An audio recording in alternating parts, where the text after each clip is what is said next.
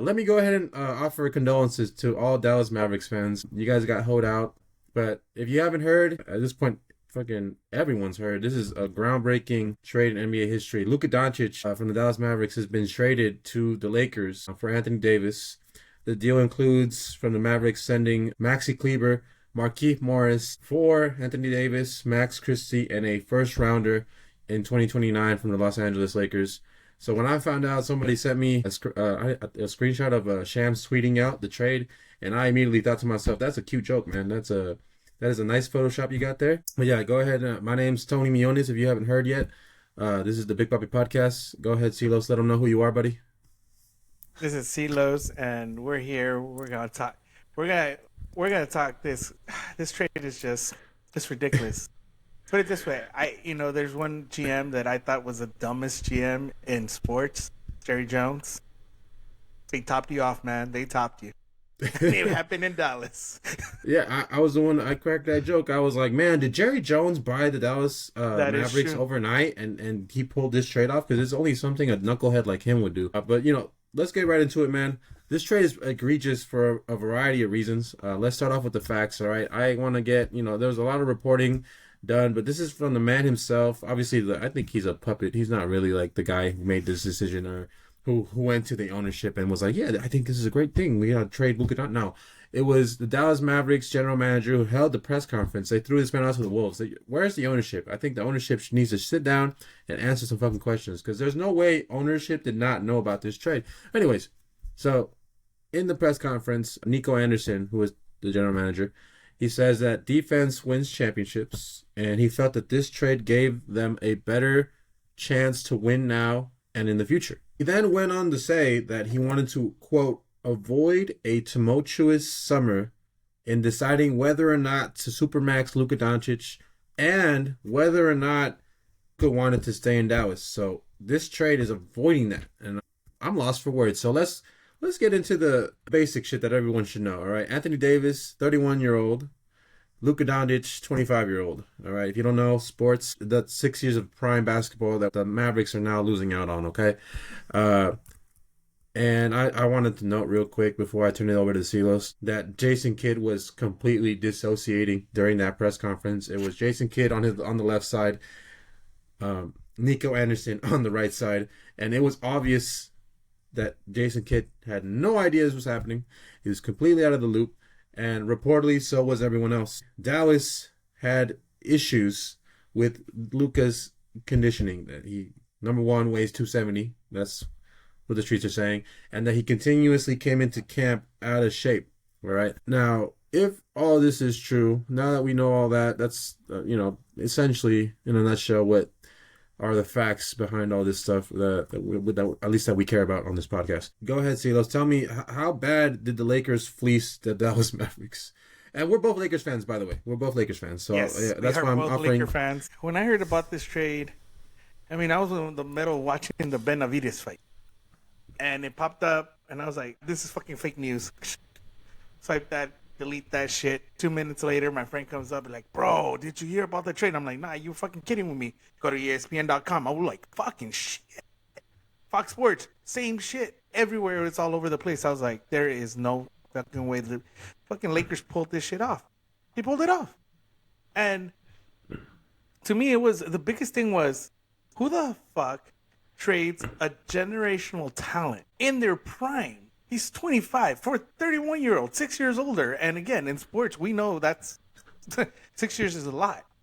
It's not like, like we're playing chess here. Like, chess, you can be 60 and you can still be in your prime and playing the best you ever. But, dude, in basketball, this is seriously like fucking, and no disrespect, but this is like somebody saying, you know what, like the Kansas City Chiefs GM saying, you know what, let me trade Mahomes for Sam Darnold, who's serviceable, but he's not Mahomes, as much as I hate Mahomes. But seriously, like, what? I don't know what he was thinking, man. Like, is it really, are they really that bad? I mean, the guy weighs, allegedly 270 pounds, but he's still, he's still averaging 28 points, 8 rebounds, eight assists. Like, I don't care how heavy you are, fuck it. if you're giving me those type of numbers, but if he was declining in his stats, then yeah, absolutely. Then go ahead and trade him. But he was still performing and he carried your team. So I really don't know what they were doing, man. I don't really know what they're thinking. So you tell me what you think they were thinking. So reports are saying Dallas called the Lakers and said, "Hey, we want to trade you Luka Doncic." And I mean, it's been memed to death about how the Lakers were just like, "Oh, that's cute, man." And they're like, "No, dead ass." And then Yeah. So the fact is, they did not shop Luka Doncic at all. They didn't go to anybody.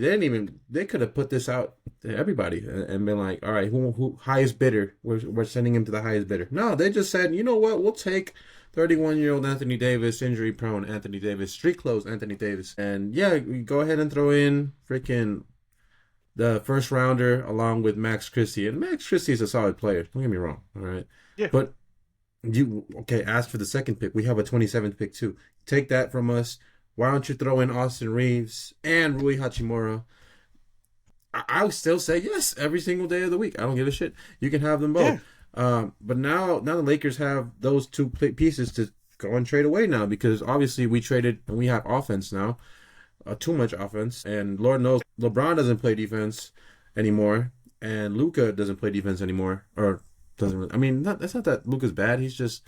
He does so much on offense, and like we said, he's kind of out of shape. So, he takes the breaks on defense. So Dallas gets older, 6 years older, more injury prone. You fail to get more. And not that Anthony Davis isn't an all-NBA player, a two-way player.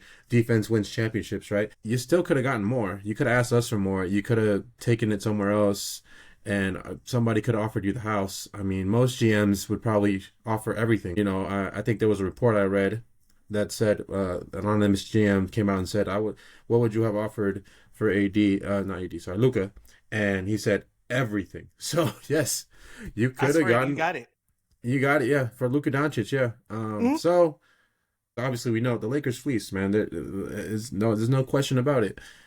But so the trade wasn't necessary. Whatever this bullshit is about him being out of shape, Luka not wanting to come back or not wanting to supermax him, they questioning his commitment off the court, whatever the fuck it is. No, I don't give a shit. You made the finals last year, okay? They made the NBA finals last year. Because of Luka Doncic. You went through a very tough schedule. You beat the Clippers in the first round. Then you move on. You beat the Thunder in the second round. And then you beat the Timberwolves in the conference finals. All three very good teams. They had a way harder path than the Celtics, that's for sure. And then they get beat by a juggernaut of a Celtics team, okay? Fuck the Celtics, of course. We're Lakers fans, so every single day of the week. But the point is, nobody needed this trade. You could have worked with what you had still and tried again. And this is not the answer to go get an aging star in Anthony Davis, who I don't know how many contract years he has left, but yeah, he's in the winner now, but he could leave, okay? So what if Anthony Davis leaves then? How many years does he have left? I didn't look it up, but he could bounce, all right? Let's go ahead and talk about some more details. Number one, Mark Cuban, because not everyone knows, Mark Cuban sold his stake of majority ownership, okay? I think he's still like a minority owner, I think. But he has no decision-making. And he is no longer part of basketball operations as of last year. This year was the first year he's no longer a part of basketball operations. They parted ways after last year's failure to win a championship, which is all fucking suspicious to me. Let's mention the Adelson family, who are owners of the Mavericks now. They are majority owners. Made their fortune off of Las Vegas. I think they own like the Palazzo and stuff like that. But there are theories out there that they want to move the Mavericks there. These are all conspiracy theories. Nothing credible here. Not reporting this, but they want to move to Las Vegas because you make way more money in Vegas with all those gambling deals. How many times have we seen Prize Picks endorsements and stake and all these betting websites all come out? Why not move it to Vegas? Okay, and it also makes sense to move the team to Vegas, to send Luka to the Lakers, because we know the Lakers get talked about every fucking day, whether they win, whether they lose, whether they're great, whether they're trash. It makes sense, okay? And they can deny it all they fucking want. I don't care, okay? I'm a Lakers fan. This trade was terrible for the Mavericks, and Luka didn't even want to leave. Luka didn't want to leave, man. Yep. As far as we know, okay? He seemed content, and that he was gonna resign. So you got anything left to say here, man? Because I pretty much covered everything I wanted to get across. It's just terrible move, and I feel bad. Let me just say it was funny. Mavericks fans were protesting this trade outside American Airlines Arena. They held a funeral for Luka Doncic. I feel sorry for Mavericks fans. If I were you, man, I would protest this shit. This is ridiculous. I would, but the thing is, if you protest, then they're gonna move the team. So if you're okay with them leaving, I guess that makes sense. But go ahead, Silos, give me your thoughts here, because we're pretty close to wrapping up this part of the segment here. Absolutely. No. I really don't know what the front office, what ownership were thinking. Like I said, if he was older, if he was not performing, but this guy's performing at a high level, even at that high weight. Like, I will take him any day over anybody. There's no way. There's just really no way that I can see this working out for the Dallas Mavericks positively. The only way is if AD does not get hurt, and we know as Laker fans that's not gonna happen. He's gonna get hurt. He's gonna be in street clothes, and Kyrie Irving's gonna have to carry this team, and he's not gonna be able to carry it like Luka did in last year in the playoffs. It's just that simple. No, I wholeheartedly agree. I think it just makes no sense. That's really true what it is. Generational talent. This guy could go down as the GOAT, to be honest with you. That's how good he is. Like he's 25, he's already had a finals appearance. He has made the playoffs year after year with subpar teams, to be honest. They aren't exactly great, and he's over here dropping, damn near 30 a game for 7 years straight. He makes the All NBA first team like 5 times, I think already. I think he has 5 years in a row All NBA first team. You don't trade this man away for nothing. I mean, there are a few players I would trade away Luka Doncic for. I might trade him, and I still say might because it's still Luka Doncic, so it's not like it's a dunk. But Victor Wembanyama, because he's fucking 19 and he's already doing what he's doing, or 20, he's doing what he's doing.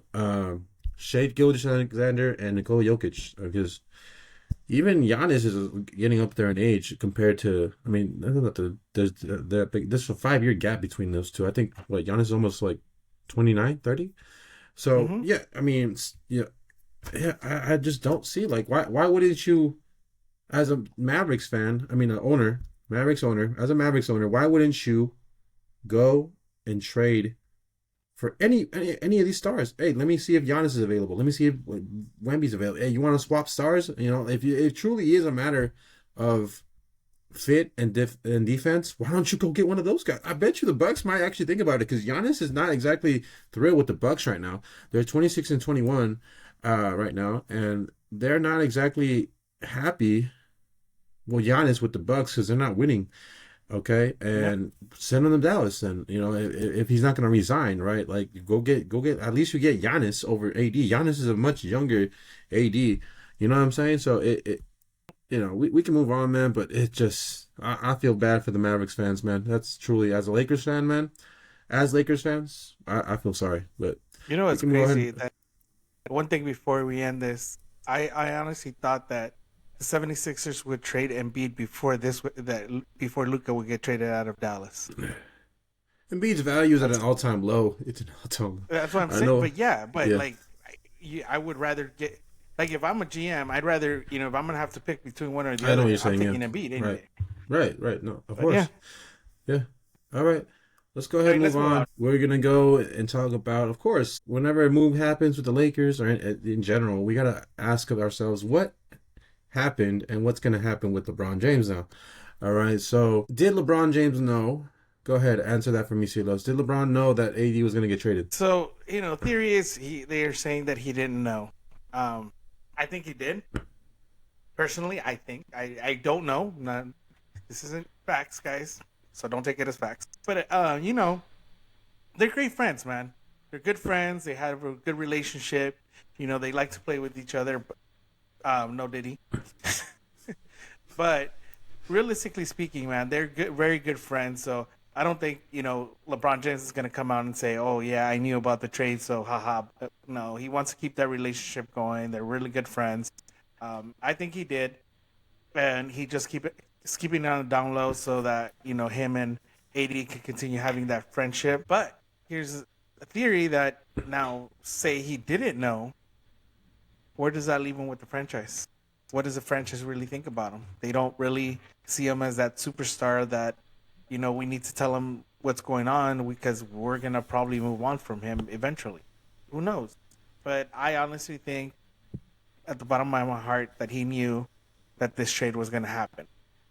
100%. No, I agree. I told you pre-podcast when this broke, I said, there's no way LeBron didn't know, man. I don't think they wouldn't. I know JJ signed off on the trade, so why wouldn't LeBron James, someone who has such a pull with the league and the team, of course, why wouldn't they tell him? This guy is always obviously referred to as Le GM, right? That he's this all-knowing man in the league, and you have to tell him because he's a superstar.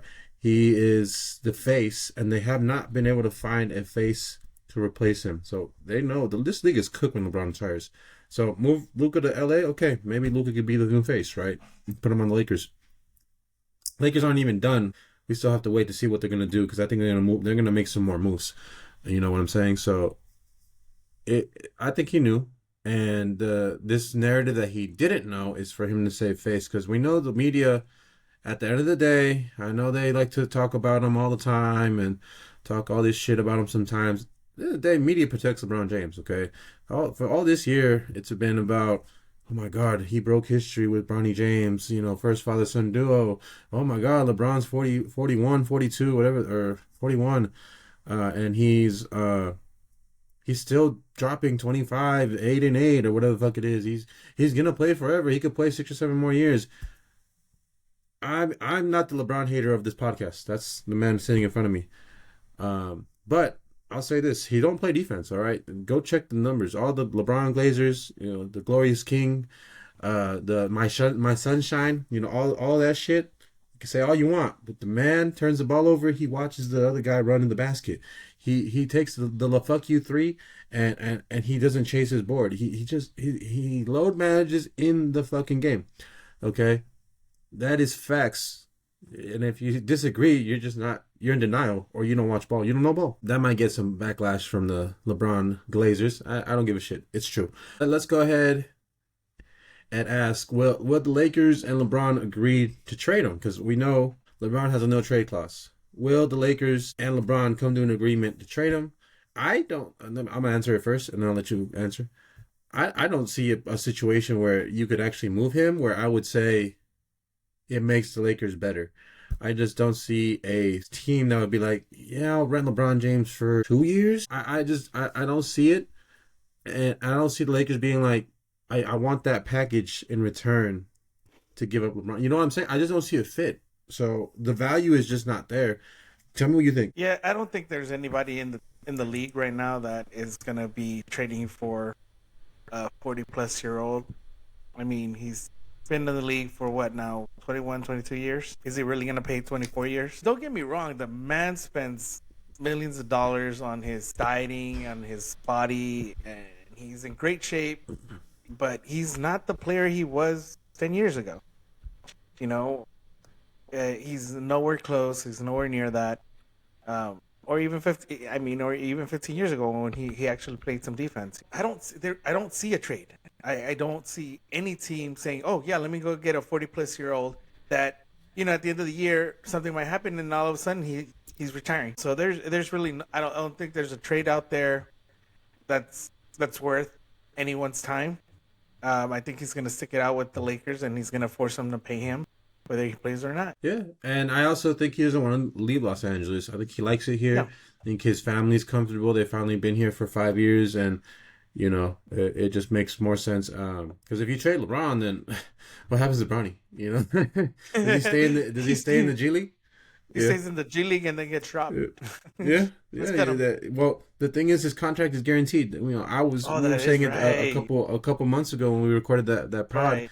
We talked about Bronny. We said we both agreed he didn't fucking merit a guaranteed contract, let alone a second round pick. But not like he really needs some money either way. So, all right, of course he has all kinds of brand deals already, and he's got a billionaire father, so he's good. Let's go ahead and move on. Let's talk about the Lakers. Where did they finish? And did we get immediately better? First of all, obviously we got better long term. There's no question about it. Okay. Over the next 10 years, we have a superstar that we're good. We're good. But did we? Yep. Where do we finish this year? Did we get immediately better this year? Go ahead and answer that for me. Well, Luka doesn't really play defense. The Lakers have this season have not really had any defense. So our defense is pretty much more offense. So I think we're gonna be playing offensive games to where we're scoring 130, they're scoring 130. It's gonna be shootouts. We might even get a game of 160, 150. You never know. Oh yeah. Realistically speaking, with no defense, I mean there ain't no stopping anybody, and it's gonna seem like we're watching the All-Star game all throughout the year. But yeah. I mean, ultimately, that's not a recipe that will win the game in the playoffs. In the playoffs, you're gonna have teams that can really stop you, and you're gonna have to be able to stop. I mean, I know Luka can carry the team, but it's gonna be a tough road. I mean, but we'll see. All right. I'll go ahead and say, as of right now, as the team is constructed, I think we're no better than we were with AD right now. I think you're right. We're gonna be scoring a lot, and it's going to be exciting to watch for sure. But I think a lot of fans are, especially now today with the way the league is played, where you just fucking spam the 3-point shot, that people want to see defense more than ever. So I think we need to make a move, and I think we will make one. We're going to make a move for a front court piece, someone to hold down the paint. A lot of people are throwing around Walker Kessler. Walker Kessler's a solid player, no ego, sophomore in the league on the Utah Jazz right now. Very, very solid, 10-10 guy, can get you that, 2 blocks a game, all that stuff, locked down in the paint, very solid player, and he's only a sophomore, so he's still on that rookie deal. And I think I'd be happy with that. But what is Utah going to do? We'd have to throw in something that they would want, because it doesn't make sense. Walker Kessler's a young piece, and the Utah Jazz are rebuilding, so why would you trade away a young piece like Walker Kessler, right? So it doesn't make sense. But I think, we can do something, whether it's Walker or not, but we need to do something. And I would do it this year because, next year, then the contracts are done and stuff like that. So we have pieces now. We're going to make a move. And when we do, I hope it's for a front court piece, someone who can lock down the paint, because we have a glaring hole in the middle now. With AD. AD was is a great defender, and we're going to miss that. I think we stay where we are now. I think we improved on offense, got worse on defense. So we're going to stay where we're at, 5th seed. I think we're still the 5th seed right now. Yes. Probably around there, if Luka starts playing again right away. So I think we stay right around there. I think 4 is our ceiling. And, we finished 7th for God knows how long now. So I think 7th is the floor, to be honest. But we'll have to see what happens, all right? Now, let's talk about the Mavericks real quick, since they got hoed, and I don't want to just talk about the Lakers all the time, because we already, media already gasses up the Lakers all the time, talking about them like they're the Dallas Cowboys of the NBA. But we actually have championships, right? So in the past 20 years, 30 years, you can go 35 years if you want. So let's go ahead and talk about where do the Mavs finish? What do you think, Silas? I think, considering Luka's been injured, I think the Mavs, I don't even know what their record is right now. Let me look that up real quick. 26-24. What seed are they? 10 seed? 10. They're the 10 seed? That's crazy. Sorry, 9th, sorry. Still, that's insane. All right, let's look at the standings real quick. So we got Lakers are still the 5th seed, but there's only about 3.5 games between the Mavs and the Lakers. I have it saying the 8th seed. I don't know if you're looking at something else, but either way, 8th, 9th seed, whatever. They're all separated between about 3.5 games. So I think the Mavericks, because AD's still technically injured. I don't know when he's going to come back, but, assuming he comes back soon, Luka wasn't playing either, so I don't know. It's going to be tough to see what they're going to do. Obviously, Kyrie's going to handle the ball more. We know Kyrie's not a proven first option. We saw what happened in Boston. We saw what happened in Brooklyn. He wasn't even in the first seed, but we seen him in Boston when he was the first seed, and they were first round exits. So, or was it second round? I forget. The one year they were in Boston, They did not do Nope. well. So I don't think Kyrie's a first option. So it's got to be AD. AD can be a first option. Okay. And Can. he will be the first option. But Um, but we'll have to see if this buff to defense, because now you have AD in the front court with Gafford and Lively, right? And that's going to be a stout defense on the front court. It's going to be scary. Um, but I think the Mavericks aren't going to have enough, and they might finish, somewhere in the sixth seed, maybe. I think that might be their peak, sixth seed. Um, because you have three 32 essentially 332 around there year old guys in Kyrie, AD, and Klay Thompson as the quote unquote big three, right? So I don't see it, man. I don't see them doing, higher than the sixth seed. Are they better than the top three seeds? I don't think they can catch them anyways. So I see them finishing around there, sixth seed, man, 6 to 8 seed. They could actually do worse, to be honest with you. Because I'm looking at the Clippers, who are 28 and 21. The Wolves are 27 and 23. There's just too much for them to catch up at the eighth seed right now. In my opinion, I just don't think it's enough. But I think they can beat the Clippers. They can beat the Wolves too, because the Wolves are a mess. We'll talk about that another time. But the Wolves are a mess too. So yeah, I think that sixth seed is their peak, man. yeah, you're right. I mean, looking at it, I don't. They don't have, like I said, unless AD stays healthy. Then yeah, I do see them climbing up maybe to the fifth. But that's only if AD stays healthy throughout the rest of the year. I mean, they have what 32 games left. Um, if not, if he's not able to stay healthy, I mean, I don't even think they'll they'll probably get to the seventh seed. But Right. yeah, they didn't get much better. They got I mean they do get a AD who does play defense, but again he has to be out on the court for that to make a difference.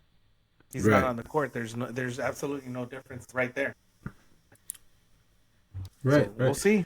It's just confusing because, man, those Mavs went to the finals, man. It's tragic to see it go down this way. Yeah, Um, I mean but hey, um, we're gonna have to see AD carry the load in clutch time, and I mean, I guess Kyrie and AD can split that role. Who yeah, scores, because that pick and roll is gonna be crazy. With Kyrie and AD doing that. We know Kyrie's a mastermind in handling the ball, Uncle Drew. And then we yeah, have AD, who's lethal from pretty much everywhere. My critique about AD's always been that he settles for jumpers too much, jumpers and floaters. It's always yeah. the same shit with him. He'll take. I just think he takes it when he doesn't need to. But he thinks he's a guard still from his high school days, I Yeah. guess. But well, we can move So on, man. Let's go ahead and so I just wrap. have one Oh, last oh, thing to say no, before we go ahead. wrap Go it ahead. up. All right, this message is for AD and Luka Doncic. So I want you guys to take this as a sign of fucking disrespect. The Dallas Mavericks, the Los Angeles Lakers, they disrespected both of you guys. AD, the Lakers didn't think enough about you to keep you. And they sent you to Dallas thinking, hey, we're going to get something better. Which, realistically speaking, I mean, we got younger. Kind of did. But you should take that as a sign of disrespect and you should be better. Luka, lose a few pounds, come in, do what you do best, score points, carry the team, and I sure as hell hope to God that you guys make the Western Conference Finals and one of you two are the heroes of that game. Or both of you. Shit. Make it a 7-game series. You know how fantastic that would be? But at the end of the day, I still think the Lakers won that trade. So, guys, please, I hope you're hearing me because a lot of times I say shit and people hear me out. So, hope you guys hear me. All right, buddy. This might be the finals. You never know. That's funny. All right. No, yeah, Lakers fleece, man. Let's just be honest. I'm sorry, Mavericks fans. Y'all will be all right when the team moves to Vegas, right? Because we know. I think that theory is going to be true. Watch in a couple of years, it'll be final. Maybe we should put a Um, bet on that one. let's go talking about bets. Chiefs Eagles predictions. Let's get into that real quick to close out this pod. I know you got some shit to say, man. I'll throw it over to the resident Chiefs hater, man. Go ahead. Tell me what you're thinking. So I think, realistically speaking, if we're just playing football, straight football, the Eagles are gonna fly all over these Chiefs, and Saquon Barkley is just gonna run all over this defense. But that's if we're playing football. Since we're not playing football, we're playing favorites. This year will be the year that the refs three-peat the Super Bowl and help the Chiefs pick up that Lombardi trophy for a third straight year. Because realistically speaking, the Chiefs will be nowhere near the Super Bowl without the refs' help. And that's just the bottom line. Because I said so, not Stone Cold. So, keep in mind, Eagles, please, just score like 50 unanswered points. Because that's the only way you could beat the refs. There's no other way. No other way. All right, I'm not gonna deny that the Chiefs get refs help. I'd lose all credibility if I said that. I'm not a Chiefs fan, for the record. I'm not. This man says every single day of his life that I'm a Mahomes super stan. I just respect greatness, man. Like Brady's Patriots got this shit too back when they were great too. That dynasty, the 7 Super Bowls. You don't think they got calls too? Bro, but it wasn't as egregious as these calls, man. It wasn't. It really wasn't.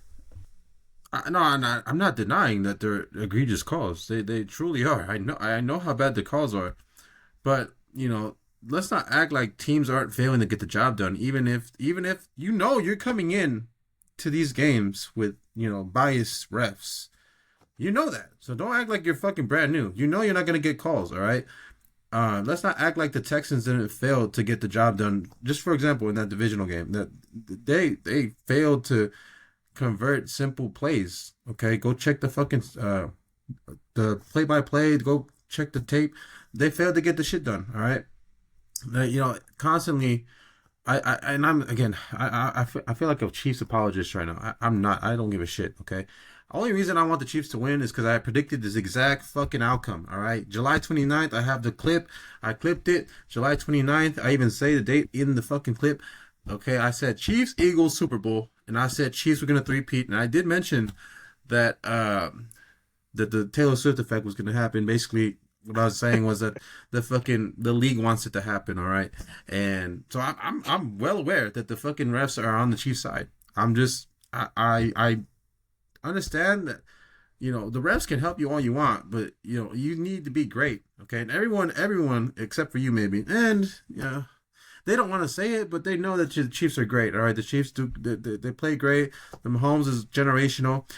A lot of people are insecure about Brady being dethroned because if Mahomes three-peats, that'll put him at 4 Super Bowls. First QB to ever three-peat, first team to ever three-peat in the NFL. And we know that would put him already debatably better than Tom Brady. With even just 4 Super Bowls, don't matter. All right, because Brady never three-peated. All right, in fact, he lost to Eli Manning twice. So, that is more egregious to me than anything else. But I still have Brady as the GOAT. I'm just saying Mahomes will dethrone him. I've been saying that for a long time. And yes, he will. Because you can say the same criticism about the Patriots getting calls from the refs, the same thing, all right? Because when the Chiefs are good, the numbers are great, all right? And that's just facts. Yeah, they get a first down on 3 and 25 on a flag every single fucking time. All right, well that's just a lot. That's a lie. But I think look it up, bro. I think the over under on that is 6. I do want to mention shout out Saquon Barkley for having a generational year. He's my favorite player. Love what he does.